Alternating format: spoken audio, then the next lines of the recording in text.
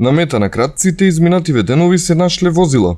Завчера во текот на ноќта, непознати сторители од товарно возило насилно одзеле 300 литри нафта, причинувајќи штета од околу 23.000 денари.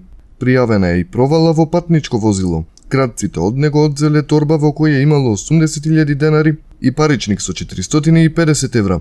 Вчера наутро пак, полициска патрола на автопатот Тетово-Гостивар запрела товарно возило во кое што биле пронајдени 26 пасоши и 75 маркички за добиток. Се утврдува дали пронајдените документи се злоупотребени и колку и за што биле наменети. 30-годишникот Гостивар пријавил дека непознати сторители на вработените во АД Македонски пошти им подметнале фалсификувана банкнота од 500 денари.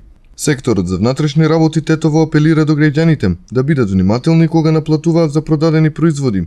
Добро да ги погледнат банкнотите, особено девизните што ги земаат, и доколку забележат несоодветен изглед или квалитет, веднаш да пријават во полициска станица.